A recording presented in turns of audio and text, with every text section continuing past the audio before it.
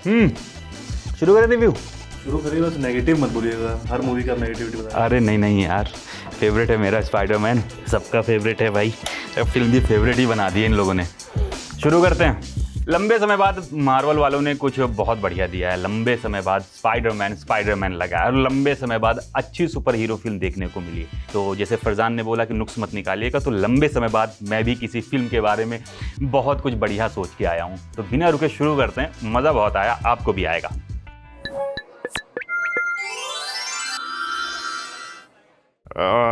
तार और तो नहीं दिख रहा है। हाँ, टोनी अंकल ने सबसे पहले ढूंढा था मार्वल के इस तीसरे स्पाइडरमैन को। ये बच्चा कहीं अपनी आंट मे के साथ न्यूयॉर्क में रहता था, खोपचे में।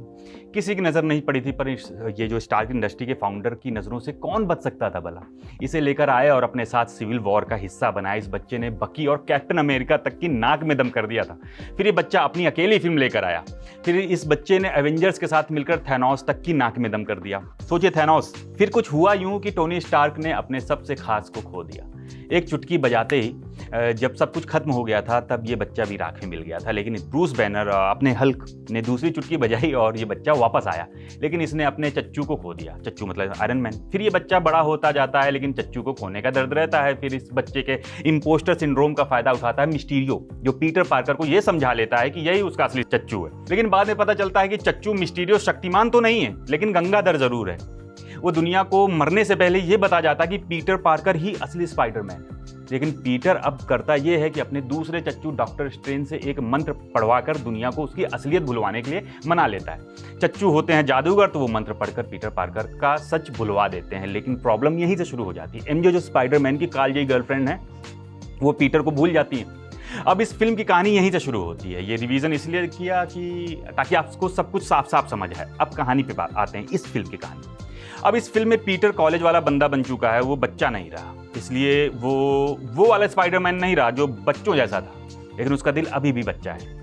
वो इंसान की तरह सोचता है हर रात और हर दिन पुलिस वालों की हेल्प करता है और न्यूयॉर्क शहर से क्राइम कम करता है। लेकिन इसी बीच उसका सामना एक बहुत खतरनाक विलेन से होता है। ये विलेन किसी के भी दिमाग में अपना घर बना लेता है। इससे जम करके उसके, उससे जम करके इससे, और इससे लड़ना कठिन है।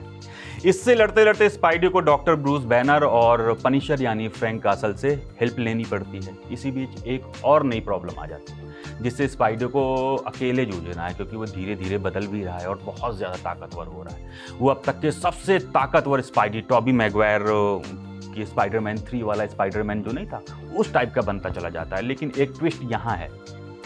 स्टोरी अलग है, उबाऊ नहीं है और बहुत शानदार तरीके से एग्जीक्यूट की गई। लास्ट में स्पाइडी जीत तो जाता है, लेकिन आगे उसके लिए नई मुश्किलें आने वाली हैं। वो शायद एवेंजर्स डूम्सडे में दिखेगा। वहाँ वो अपने चच्चू के बदले हुए रूप से भी लड़ने वाला है शायद। खैर, अब एक्टिंग की बात करते हैं। मुझे स्पाइडी का रोल निभाने वाला हर एक्टर बहुत अच्छा लगता है। टॉबी मैगवायर सबसे ज़्यादा पसंद है, क्योंकि उसे बचपन से देखा है। उसके बाद एंड्रू गारफील्ड भी बहुत अच्छा लगता है, क्योंकि वो बहुत इमोशनल होकर रोया था एक दिन जब एमजे को खो दिया था, बचा नहीं पाया था। फिर निकोलस केज भी अच्छा लगता है, क्योंकि उसका अपना एटीट्यूड है। लेकिन ये वाला स्पाइडी इन सबसे ज़्यादा अच्छा लगा है मुझे इस बार। वजह है टॉम हॉलैंड। वो कुछ दिन पहले ओडिसी में दिखे, तो मैंने बोला भी था, अगर आपको पुराना वाला रिव्यू याद हो, कि उनका ये अब तक का बेस्ट है।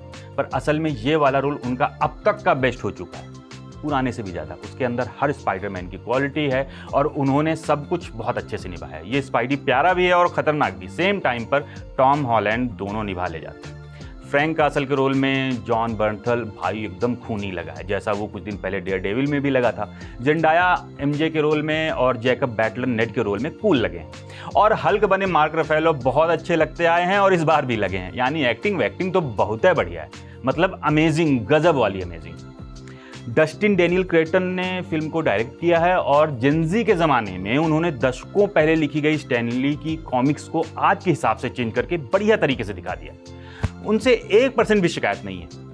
वो इसके पहले किसी यूनिवर्स की इसी यूनिवर्स की शांग-ची एक फिल्म आई थी के राइटर रह चुका है और अब डायरेक्शन में उन्होंने छोटी छोटी चीज़ों का ख्याल रखते हुए अलग ही लेवल की सुपर हीरो फिल्म बना दी।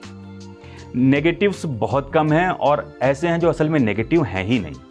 जैसे पनिशर को स्पाइडरमैन ने स्टैटन आइलैंड में कब बचाया था और कैसे बचाया था, ये नहीं बताया गया। मुझे लगता है कि ये एक कहानी आगे के लिए रखी गई हो तो उसका इंतजार करना होगा, या फिर हो सकता है टाइमलाइन से मैच ना खा रही हो इसलिए भी नहीं दिखाया गया हो। पर मन में तो आता है ना कि यार पनिशर और स्पाइडरमैन का वो कौन सा कनेक्शन जो बार बार दिखाया जाता है, बात की जाती है लेकिन ठीक से नहीं दिखाया जाता। खैर उसके लिए वेट करना होगा।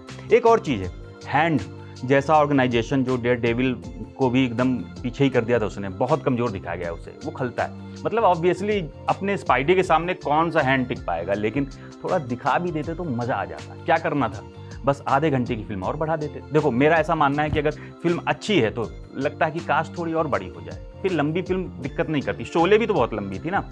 अब आते हैं फिल्म के धाकड़ पॉइंट्स पर।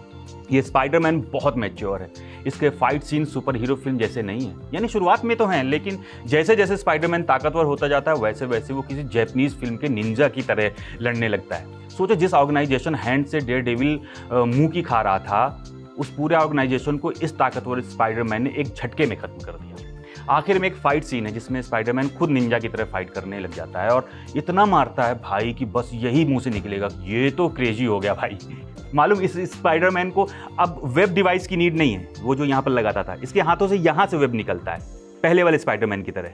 ये दबाने से जब इसकी आंखें काली होती है तो पूरा गैंगस्टर वाइब देता है। कुल मिलाकर पिछले हफ्ते की ओडिसी अगर नहीं देखी तो पहले वो देख कर आओ, पक्का है, मतलब वो देख कर ही आओ, फिर तुरंत अगली टिकट लो इस वाले स्पाइडरमैन की, क्योंकि ये मार्वल की पिछले आधा दर्जन से ज्यादा खराब फिल्मों के बाद जो इज्जत तार तार हुई थी ना, उसे वापस ले आई। इसने पूरे मार्वल यूनिवर्स को रीसेट कर दिया है। अब सुपर हीरो फिल्मों से उम्मीद बंधने लगी है। ये इतनी अच्छी फिल्म है कि यार जाओ और देख कर आओ और बच्चों को भी दिखाओ, उन्हें भी बहुत मजा आएगा सच में।